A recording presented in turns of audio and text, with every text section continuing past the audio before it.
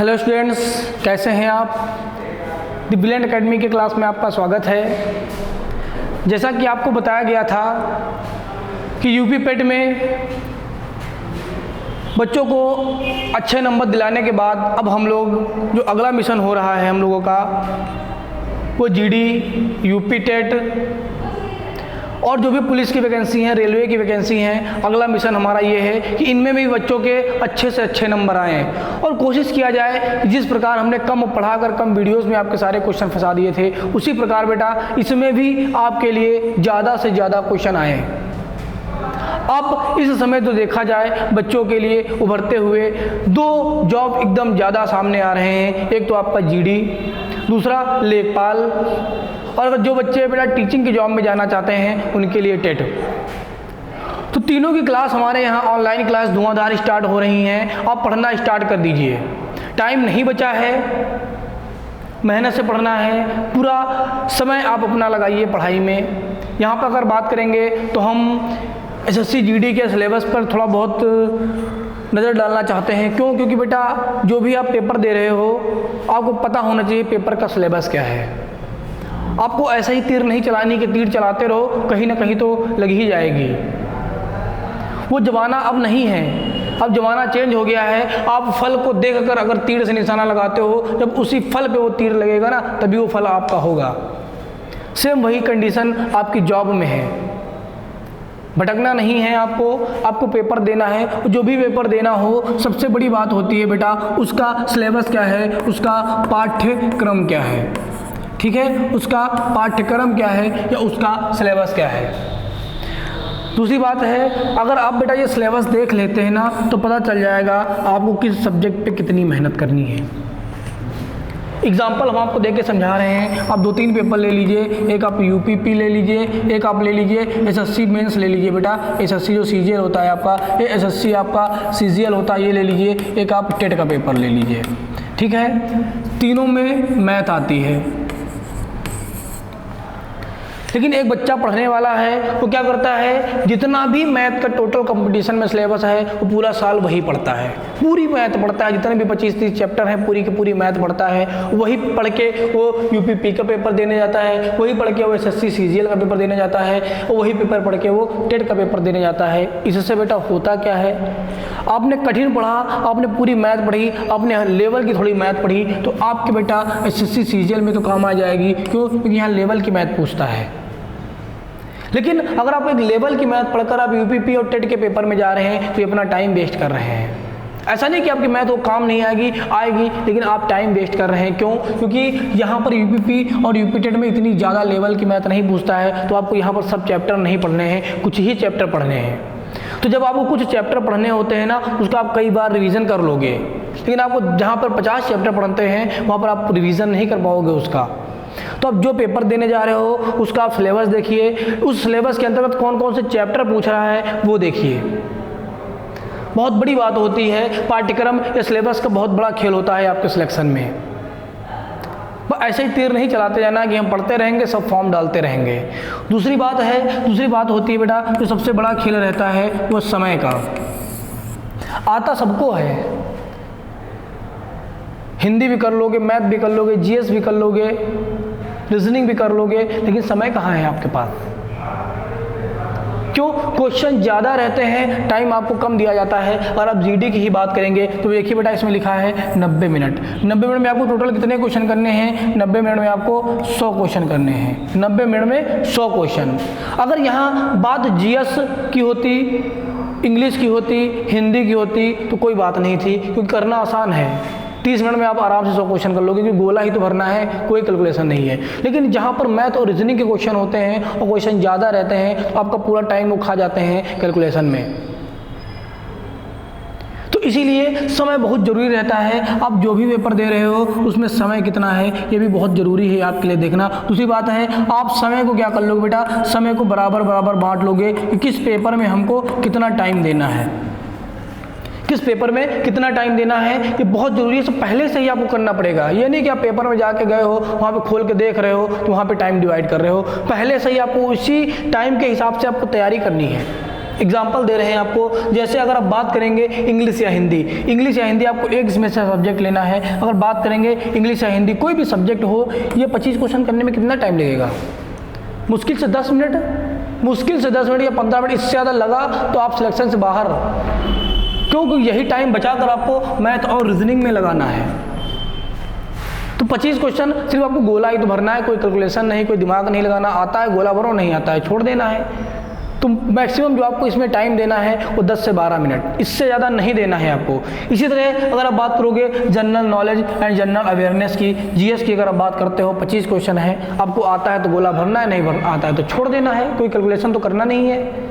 तो ये 25 और 25 क्वेश्चन अगर इन दोनों के बेटा आप ये मैथ को छोड़ दिया जाए, इसको और इसको, तो इन दोनों की अगर आप बात करोगे तो इसमें 50 क्वेश्चन करने में मैक्सिमम आपको 25 मिनट ही लगने चाहिए, इसके ऊपर नहीं लगने चाहिए।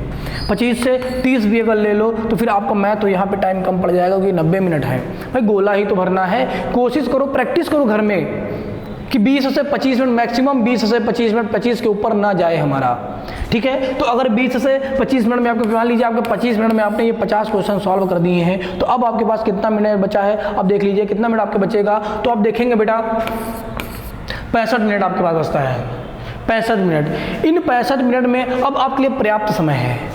65 मिनट में आपको कितने क्वेश्चन करने हैं? 50 क्वेश्चन आपको 50 क्वेश्चन करने हैं, जिसमें आपको बेटा मैथ होगी और आपकी रीजनिंग होगी। तो ये बेटा टाइम टेकन सब्जेक्ट हैं, आपका टाइम खाते हैं। क्यों? क्योंकि ऐसा तो है नहीं कि आपने सवाल लगाया और आंसर आ गया। आपको बेटा कैलकुलेशन करनी पड़ती है, गुणा भाग करना पड़ता है, दिमाग लगाना पड़ता है, जो आपको टाइम लेते हैं, ठीक है। इसीलिए हर पेपर में अगर बात करोगे बेटा, अगर बात कर रहे हो जीएस, हिंदी या इंग्लिश, अगर ऐसे सब्जेक्ट हो तो इनको पहले करना चाहिए, क्योंकि इससे आपका टाइम पता चल जाएगा कितने समय में आपने पेपर कर लिया है। बाकी बचा हुआ जितना भी आपके पास समय है आप मैथ और रीजनिंग में लगाइए, ये सिलेक्शन का सही तरीका होता है। और जीएस और हिंदी जो आपको या इंग्लिश लेना है, ये 50 क्वेश्चन आपको मैक्सिमम 25 मिनट में कर लेना है, तब भी आपके पास जो ये 65 मिनट का समय बचता है, यही आप मैथ और रीजनिंग में दे पाओगे। नहीं तो आपका क्या हो जाएगा, क्वेश्चन आते रहेंगे लेकिन आपका पेपर छूट जाएगा। दूसरी बात, यहाँ पे एक बात और आपको ध्यान देनी है, यहाँ पर आपको एक बात ये ध्यान देनी है कि यहाँ पर आपको ज्ञानी नहीं बनना है कि नहीं कुछ भी हो हम मैथ के सवाल का आंसर ला के रहेंगे, रीजनिंग के सवाल का आंसर ला के रहेंगे, टाइम कितना भी लगता है लगने दो, ठीक है। ये आपको ध्यान रखना है। क्यों? क्योंकि मान लीजिए मैथ के 25 क्वेश्चन हैं, रीजनिंग के 25 क्वेश्चन हैं, और कोई क्वेश्चन 2, 4, 10 क्वेश्चन तो रहेगा जो आपका टाइम खाएंगे, और आप उन्हीं के साथ भिड़ गए, नहीं हम सवाल में आंसर ला के रहेंगे, कुछ भी हो जाए। अगर आप भिड़ गए तो आप इन 65 मिनट में 25 से ही 30 क्वेश्चन कर पाओगे, एकदम सिलेक्शन से बाहर। करना क्या है, एक 100 क्वेश्चन उठाइए, अगर बहुत कठिन है तो आपको छोड़ देना है, एक बार प्रयास करना है, नहीं आता तो छोड़ देना है। ऐसा कोई भी क्वेश्चन जो 1 से ज़्यादा मिनट का टाइम लेता है, 1 मिनट से ज़्यादा टाइम लेता है, आपको छोड़ देना है। क्यों? क्योंकि 100 क्वेश्चन आते हैं, मेरिट ज़्यादा अगर जाएगी तो 75 से 80 ही तो जानी है आपकी मेरिट, तो 20 क्वेश्चन छोड़ने भी तो हैं। पहले आपका प्रयास होना चाहिए कि हम पेपर क्वालिफाई कर लेंगे, हम पेपर पास कर लेंगे, मेरिट में आने को तो बाद की बात है। आपका पहला प्रयास होना चाहिए कि अगर मेरिट 75 नंबर जाती है तो 75 से ज़्यादा नंबर लाएंगे, पहले इतना आपको करना है। हाँ, इसके बाद अगर समय बचता है तो आप टॉप करने की सोचिए, क्योंकि जीडी का पेपर है, यूपीपी का पेपर है, आप टॉप करिए, चाहे मेरिट में आए, बनेंगे सिपाही, कोई डीएम नहीं बना देगा, ठीक है। तो पहला यही प्रयास होना चाहिए कि क्वालिफाई करिए, जो क्वेश्चन आते हैं करिए, नहीं आते आप छोड़ते जाइए, उन पर टिक करिए, अगर लास्ट में समय बचता है तो करिए, नहीं तो उनको आप छोड़ दीजिए, क्योंकि निगेटिव मार्किंग भी है। अगर आप देखेंगे इसमें, अगर एसएससी जीडी की आप बात करेंगे यहाँ पर, तो प्रत्येक सब्जेक्ट के देखिए 25-25 क्वेश्चन पूछे जा रहे हैं। हिंदी या इंग्लिश में आपको एक चॉइस करना है, इसके भी आपके 25 क्वेश्चन होंगे। 100 क्वेश्चन के लिए आपको 90 मिनट दिया जाएगा। दूसरी बात क्या है, इसमें निगेटिव मार्किंग होगी, 1/4 की होगी, मतलब 4 क्वेश्चन गलत होने पर आपका एक क्वेश्चन जो सही है वो काट लिया जाएगा 1 नंबर, तो 1/4 की इसमें आपकी माइनस मार्किंग होगी। बहुत ध्यान देना है। देखिए बेटा एक चीज़ और समझिए, अगर 1/3 की माइनस मार्किंग है, 1/4 की माइनस मार्किंग है, तो दोनों में बेटा देखिए अंतर क्या है। अगर 1/3 की माइनस मार्किंग है तो आपको गलत क्वेश्चन बहुत कम अटैम्प्ट करने हैं, सिर्फ आप 4 से 5 क्वेश्चन में रिस्क लेंगे। अगर क्वेश्चन कम है, जैसे 100 क्वेश्चन है पूरे पेपर में, तो 5 से 6 क्वेश्चन की रिस्क लीजिए। अगर 150 क्वेश्चन है मान लीजिए, तो आप 10 से 15 क्वेश्चन की रिस्क ले सकते हैं, लेकिन बहुत ज़्यादा नहीं। लेकिन अगर 1/4 की माइनस मार्किंग है तो आप रिस्क थोड़ा ज़्यादा ले सकते हैं, क्योंकि 4 क्वेश्चन गलत होने पे आपके 1 नंबर कटेगा। तो अगर 1/4 का पेपर है तो आपको 100 नंबर के पेपर में 10 से 12 नंबर की रिस्क ले लेनी है। क्यों? क्योंकि अगर बेटा आपने 12 क्वेश्चन किए हैं तो हो सकता है 4 आपके सही हो जाए, 8 आपके गलत हो जाए। तो 4 सही होने पे आपको 4 नंबर मिलेंगे और 8 सही होने पे 2 नंबर कट जाएंगे, तब भी तो आप 2 नंबर पा गए फ्री के। तो 1/4 में अगर माइनस मार्किंग है तो आपको थोड़ा रिस्क ले लेनी है ज़्यादा क्वेश्चन, इतना भी ज़्यादा नहीं कि पूरे करके आइए, ये है कि 4-5 क्वेश्चन आपको एक्स्ट्रा करके आना है, ठीक है। ये बात हुआ, ऐसे आप पढ़ाई करिए। दूसरी बात है, हमने आपको सिलेबस दिखा दिया कि मतलब किस सब्जेक्ट्स क्या क्या आएगा। फिर अगर आप सिलेबस की बात करते हैं तो पहले इसमें अगर देखेंगे जनरल इंटेलिजेंस और रीजनिंग का सिलेबस दिया है, ये आपको विपिन सर बताएंगे कि मैथ में और रीजनिंग में क्या क्या सिलेबस है। ये सर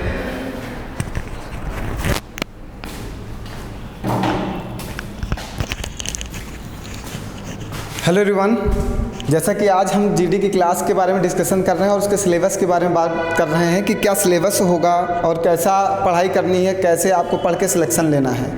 तो चलिए समझते हैं रीजनिंग में क्या क्या पूछा जाएगा और कितने दिनों में हम लोग समाप्त कर लेंगे, पढ़ाई कैसे करनी है, सब कुछ आज समझ लेना है। और आज से आपकी क्लास स्टार्ट हो जाएगी, कंटिन्यू चलेगी, आपको regular per day class join करना है, ठीक है। चलिए आइए देखिए क्या क्या पूछा गया है आपके पेपर में। सबसे पहले जो एक टॉपिक पूछा गया है वो एनालॉजी है, इसको समदृश्यता बोलते हैं। मीन्स इसमें जो क्वेश्चन होता है, पहला वाला दूसरे वाले के समान होता है तो तीसरा वाला चौथे वाले का समान कैसे होगा। जब हम चैप्टर पढ़ाएंगे तो सभी चैप्टर के बारे में सबको डिटेल से बताएंगे। आज सिर्फ हम ये बता देते हैं कि कितने चैप्टर आएंगे, क्या क्या क्वेश्चन कहाँ से ज़्यादा पूछा जाता है, ये भी देख लेते हैं। आपके पेपर में एनालॉजी के जो है 2 क्वेश्चन आने की पूरी संभावनाएँ होती हैं, ठीक है। अगर सिमिलरिटीज़ को भी जोड़ लेते हैं तो एक क्वेश्चन यहाँ से आता है, अरिथमेटिक रीजनिंग से एक यहाँ से आता है, डिफरेंस से एक आता है, नंबर सीरीज से 2 आते हैं, और ये स्पेशियल ओरिएंटेशन से एक आता है, कोडिंग डिकोडिंग से 2 आते हैं, विजुअल मेमोरी से एक आता है, और डिस्क्रिमिनेशन मीन्स अंतर निकालना होता है, इसमें भी एक आता है, ऑब्जर्वेशन से एक आता है, स्पेशियल विजुएशन से एक आता है, फिगर क्लासिफिकेशन से 2 आते हैं, और नॉन वर्बल से लगभग 3 से 4 क्वेश्चन आते हैं हमारे पेपर में, ठीक है। ये आपका सिलेबस है और ये सिलेबस पूरा हम एक एक टॉपिक बिल्कुल अच्छे से आपके साथ क्लियर करेंगे। लगभग मान के चलिए कितने चैप्टर पूछे गए हैं, 1 2 3 4 5 6 7 8 9 10 11 12 13 14 टॉपिक आपसे पूछे गए हैं रीजनिंग में। तो इसको कंप्लीट करने में मुझे कम से कम 45 दिन का समय चाहिए। 45 दिन में हम पूरा का पूरा टॉपिक पढ़ा के आपके साथ समाप्त कर लेंगे, ठीक है। 45 दिन बहुत तो नहीं हो रहा ना, 45 दिन में आराम से अच्छे से पढ़ के हम लोग कंप्लीट कर लेंगे, ठीक। वैसे जैसे कि इसके बाद आपका जो मैथ का सिलेबस होगा वो क्या क्या पूछा गया हम ये भी देख लेते हैं कि मैथ में क्या पूछा गया है। ये है मैथमेटिकल का सिलेबस हमारा, ठीक है। ये मैथमेटिक्स का सिलेबस है। इसमें देखिएगा सबसे पहले जो लगाया गया टॉपिक वो लगाया गया नंबर सिस्टम, जो सबसे इम्पॉर्टेंट है आपके पेपर में। इसको मुझे पढ़ना बहुत ज़रूरी, नंबर सिस्टम सबसे इम्पॉर्टेंट टॉपिक है। इसके बाद फंडामेंटल अरिथमेटिकल ऑपरेशन पूछा गया, ठीक है। ये फंडामेंटल से संबंधित है, जैसा कि जो बेसिक क्लासेस हमारी चल रही हैं उसी से ये क्वेश्चन पूछा जाएगा। बेसिक जो क्लासेस हम पढ़ा रहे हैं वहीं से ये क्वेश्चन आएगा, ठीक है। अगला जो दिया गया है, ये दिया गया होल नंबर, संपूर्ण संख्या के बारे में दिया गया है। फिर दशमलव डेसिमल के बारे में दिया गया है, संख्या के बीच संबंध दिया गया। हम इस वाले टॉपिक को बेसिक मैथ मानते हैं, ठीक है। इतने टॉपिक को हम बेसिक मैथ में डाल देते हैं। जो हम बेसिक मैथ पढ़ा रहे हैं ये वही है, ठीक है। तो जितना बेसिक मैथ की क्लास आपकी स्टार्ट हो चुकी हैं वो सारी क्लासेस आप ज्वाइन कर लीजिए। डिजिटल सम से हमने क्लास स्टार्ट की है, अब धीरे धीरे क्लास कंटिन्यू चलती रहेगी। आज हमें लगता है कि कंपोनेंटो डिवाइडेंडो थ्योरम की क्लास आनी है, ठीक है। तो शाम को 7 बजे क्लास आएगी, आपको सारी क्लासेस का शेड्यूल आज पता चल जाएगा कि रीजनिंग किस टाइम चलेगी, करंट किस टाइम आएगी, जीएस की क्लास किस टाइम होगी, मैथ की क्लास किस टाइम होगी। आप उस टाइम बिल्कुल क्लियर उसी टाइम पे रहेंगे क्लास में और क्लास ज्वाइन करेंगे, ठीक है। बिल्कुल ऑफलाइन की तरह पढ़ाई करना है। ऑनलाइन मुझे नहीं समझना कि मैं ऑनलाइन पढ़ रहा हूँ, मुझे ऐसे पढ़ाई करना है कि हम लोग ऑफलाइन पढ़ाई कर रहे हैं, ठीक है। अगला जैसे है आपका परसेंटेज है, जो आपके पेपर के लिए सबसे इंपॉर्टेंट है। परसेंटेज जो है सबसे ज़्यादा इंपॉर्टेंट है, जहाँ से ज़्यादा नंबर कवर होते हैं। टाइम एंड वर्क भी आपके पेपर में लगभग 2 नंबर का आता है। एवरेज इंटरेस्ट से आपके पेपर में 3 नंबर का क्वेश्चन आता है। प्रॉफिट लॉस से आपके पेपर में 3 नंबर का आता है। रेशियो प्रोपोर्शनल 2 नंबर का आता है। डिस्काउंट 1 नंबर का आता है। टाइम 1 नंबर का आता है। डिस्टेंस 1 नंबर का आता है। प्रतिशत आपके पेपर में 2 नंबर का आता है। यहाँ से पूरे मिला के लगभग 4 नंबर के क्वेश्चन पूछे जाते हैं, पूरे टॉपिक मिला के, ठीक है। और जो मेंसुरेशन है यहाँ से लगभग 3 से 4 नंबर के क्वेश्चन आपके पेपर में आते हैं। रेशियो एंड टाइम से मात्र 1 क्वेश्चन आता है। ये आपका सिलेबस है, अप्रॉक्स ऐसे ही पूछा जाता है आपके पेपर में। अभी जब हम प्रीवियस ईयर पेपर सॉल्व करेंगे तो आपको दिखाएंगे कि किस चैप्टर से कौन से क्वेश्चन पूछे जाते हैं और किस लेवल के पूछे जाते हैं। जो क्लासेस हैं हम लोगों की वो एसएससी जीडी पे हैं, एमटीएस पे हैं, और जितनी भी आने वाली वैकेंसी हम उन सबको टारगेट करेंगे। आरओ एआरओ की जीएस चलेगी, रीजनिंग चलेगी, मैथ चलेगी, सब कुछ चलेगा। सबका सिलेबस बहुत बड़ा डिफरेंट नहीं होता, हम सभी को इसमें कवर करते हुए चलेंगे। तो जितने बच्चे इन सब चीज़ों की तैयारी करते हैं वो सभी बच्चों को आप इन्हीं क्लास में जोड़ दीजिए। और मैथ बिल्कुल बेसिक से चलेगी। अगर आपको मैथ नहीं आती है तो मेरा दावा है आपके साथ कि हम आपको मैथ सिखाएंगे, ठीक है। तो आगे सिलेबस समझ लीजिए अपना, और हिंदी का समझ लीजिए। हिंदी और इंग्लिश में एक आपको लेना है, कोई भी एक टॉपिक ले लेना है। अगर आप इंग्लिश लेते हो तब भी ठीक है, हिंदी लेते हो तब भी ठीक है। जो आपको नॉर्मल लगता है वो टॉपिक ले लीजिएगा। वैसे हमारे यहाँ क्लासेज जो चलेंगे तो हिंदी की चलेंगी। हमारे यहाँ जो ऑनलाइन क्लासेज चलेंगी अभी हिंदी की स्टार्ट होंगी। आगे हम सोचते हैं अगर इंग्लिश वाले बच्चे भी ज़्यादा होंगे तो इंग्लिश की क्लास भी कंटिन्यू कराई जाएगी, ठीक है। तो इंग्लिश में आपको पूछना क्या, फिल इन द ब्लैंक्स है। आप जो भी है ये बेसिक इंग्लिश ही है आपकी, कोई भी कठिन नहीं। बस आप में अगर कुछ कठिन है तो वो है ये बेसिक ही है। और बेसिक में अगर कुछ कठिन है तो आपका एक कठिन हो यहाँ पे क्लोज टेस्ट थोड़ा सा कठिन है। कंप्रेंशन भी आसान है, आप पढ़ के इसको क्वेश्चन सॉल्व कर सकते हो। वैसे भी एसएससी जीडी का पेपर है, कोई बहुत एसएससी सीजीएल का पेपर थोड़ी कि बहुत बड़े लेवल पे पूछेगा। जो भी पूछेगा वो बेसिक ही पूछेगा, क्योंकि नौकरी भी एसएससी जीडी की है, हमें कांस्टेबल ही बनना है, ठीक है। तो कोई बहुत बड़े लेवल का पेपर नहीं पूछा जाएगा। सभी लोग अगर मेहनत से पढ़ोगे तो नौकरी तो मिल जाएगी, इस बार 100% आपको जॉब मिलेगी, ठीक। तो आप जीएस का सिलेबस समझ लीजिए और क्लास अभी सर आपको बता देंगे कि जीएस की क्लास की टाइमिंग क्या होगी। तो आप उसी टाइमिंग पर क्लास में रहिएगा और क्लास अटेंड करिएगा, ठीक है। धन्यवाद। हेलो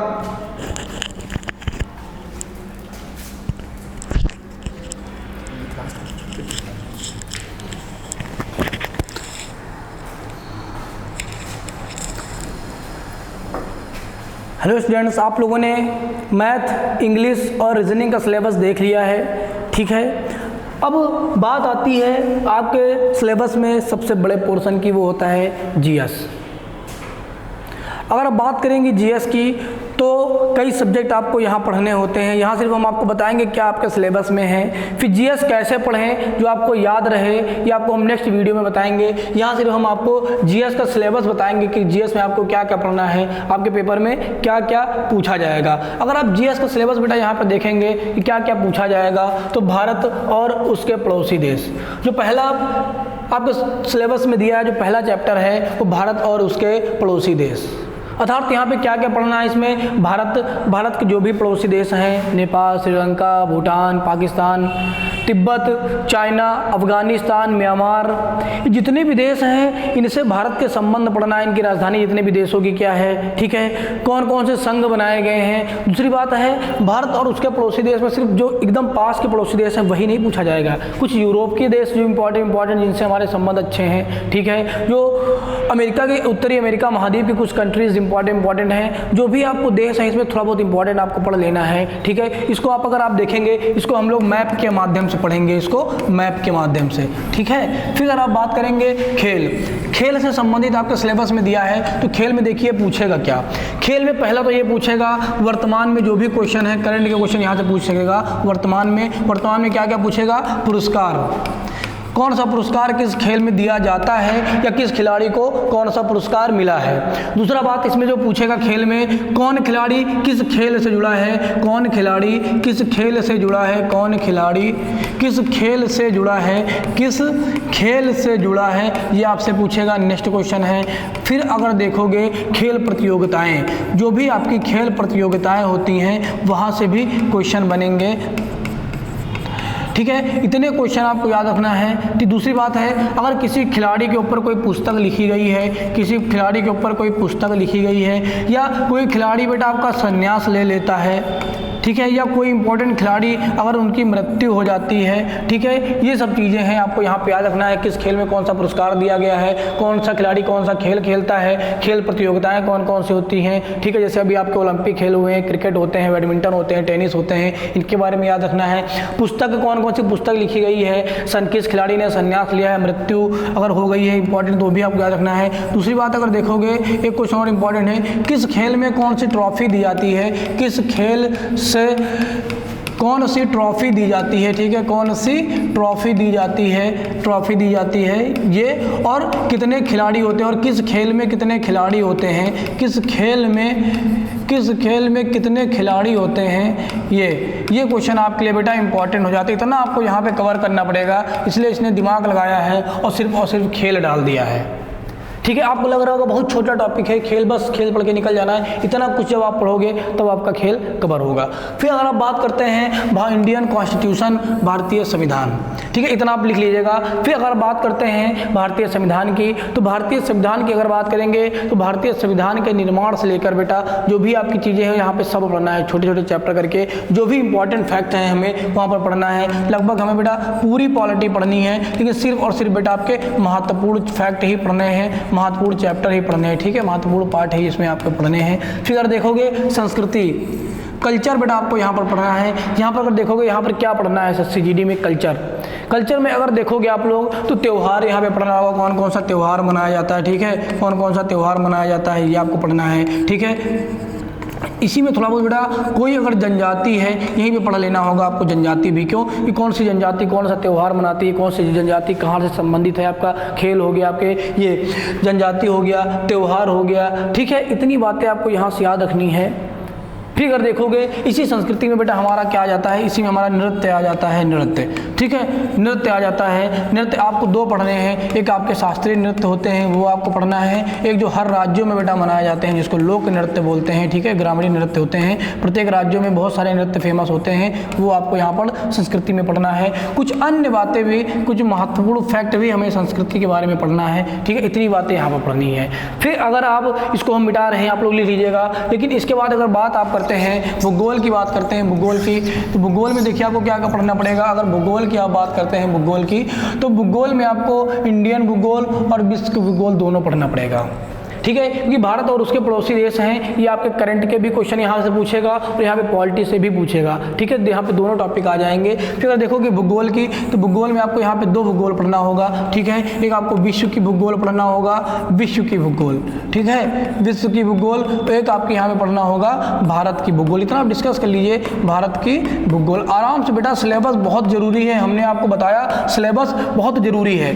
फिर आपको इतिहास में जो बेटा तीनों इतिहास आपको पढ़नी होंगी, भारत इतिहास के तहत तीनों आपको इतिहास पढ़नी होंगी। प्राचीन इतिहास आपको पढ़ना होगा, ठीक है, प्राचीन इतिहास, मध्यकालीन इतिहास, ठीक है, मध्यकालीन इतिहास आपको पढ़ना होगा, मध्यकालीन इतिहास आपको पढ़ना होगा, और आपको फिर आधुनिक इतिहास पढ़ना होगा, आधुनिक इतिहास। किस पोर्शन से कितने क्वेश्चन आते हैं हम नेक्स्ट वीडियो में बताएंगे। जीएस कैसे पढ़ें, कैसे आपको याद रहे, कैसे तैयारी करें, कम पढ़ाई में कैसे काम चल जाए, ठीक है, क्या जुगाड़ू पढ़ाई होती है, ये सब चीज़ें बहुत ज़रूरी हैं।